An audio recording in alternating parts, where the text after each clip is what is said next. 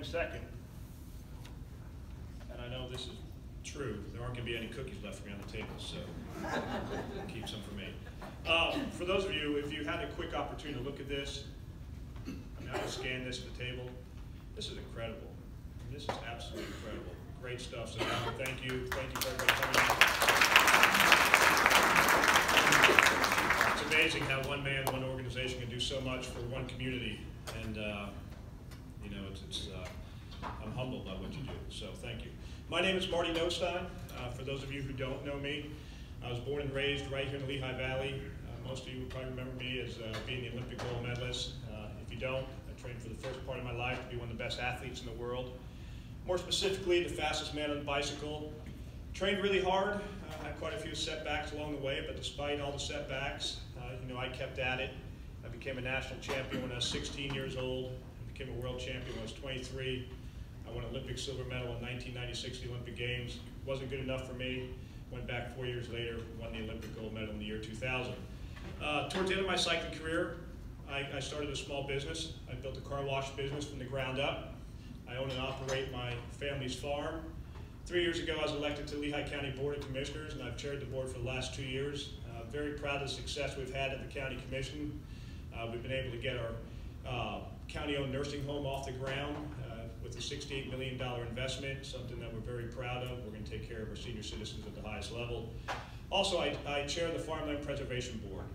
We see a lot of our open space being built by warehouses, so I've been championing the Farmland Preservation Board and preserving as much property as we possibly can to make sure that we have farming, sustainable farming right here in our community, and something that I have you know, near and dear care for. But I asked Alan today, I said, what are we going to talk about? He said, well, I want to hear what you're going to do as a congressman to take care of our most needy people in our community.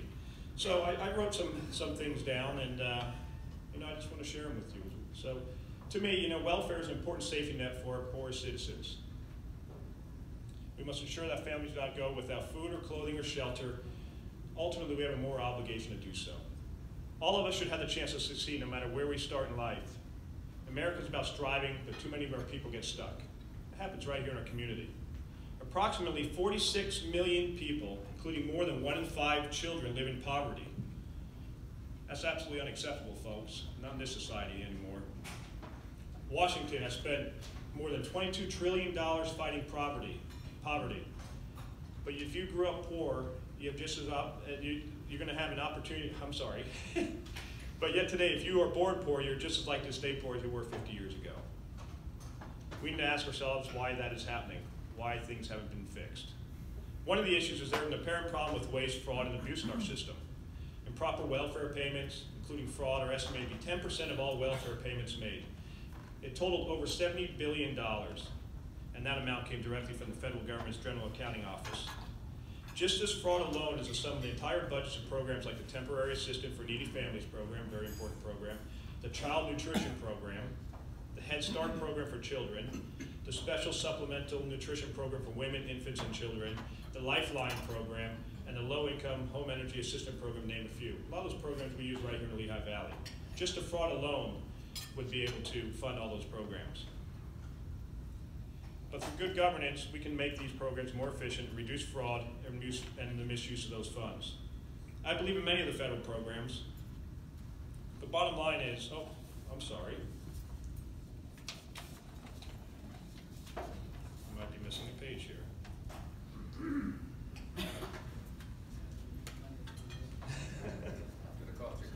Yeah, they're eating all my cookies. So, but I do believe in many of the federal programs. I also understand the importance of these community service block grants, one thing that we rely heavily on. And as a county commissioner, under my leadership, we've given the CACLV over $1.5 million over the last 3 years since I've been serving on the board. As a matter of fact, I have asked our administration over that time that I'd like to see more given to organizations that help the homeless and those in need, particularly homeless vets and kids. To me, that is putting taxpayer dollars to good use. I'm not in favor of giving out assistance and grants to well-funded organizations that hold parties, festivals, and anniversaries. To me, it's a waste of taxpayer dollars. Bottom line is this: we need to ensure that people who are receiving payments through these programs are the ones who actually will need assistance. We need to do a better job and work together to eliminate the fraud and abuse from the system so we can help our needy citizens most effectively. We also need to encourage people that there's a path out of poverty. Right now, our systems are rigged to replace work, not encourage work.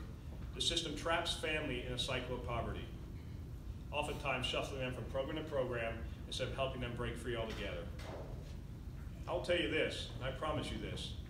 As your next congressman, I will work to design programs that lift people out of poverty by encouraging them to work. A job is the best form of assistance anyone can receive. A good job is the best way to advance in America.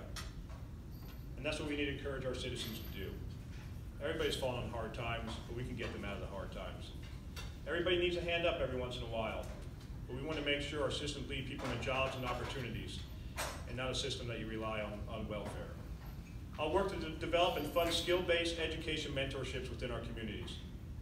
I will encourage private and public partnerships to help those in need, especially our children, through after-school education programs. Opportunities for education is key. We should be investing in vocational technical training, skilled labor and apprenticeship programs. In closing, I'd just like to say this.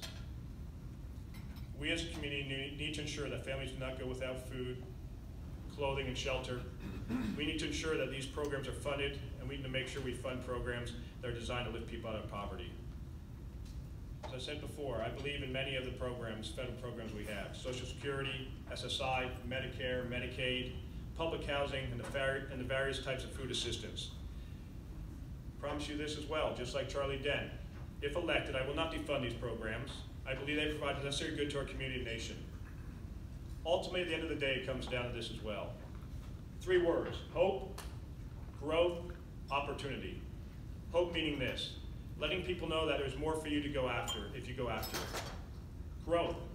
We need to support policies that will continue the growth of our economy, that will create more jobs and produce higher wages. Opportunity. Provide opportunities through education and guidance. So what do you think about that? Hope, growth, and opportunity. I've seen those words a lot in Alan's annual report. Those are very important things to our community. And as your next congressman, I will fight and make sure that we have the funding that is necessary to continue the great things that Alan has done, the CACLV has done. And I want to thank everybody for coming out, for attending today's luncheon.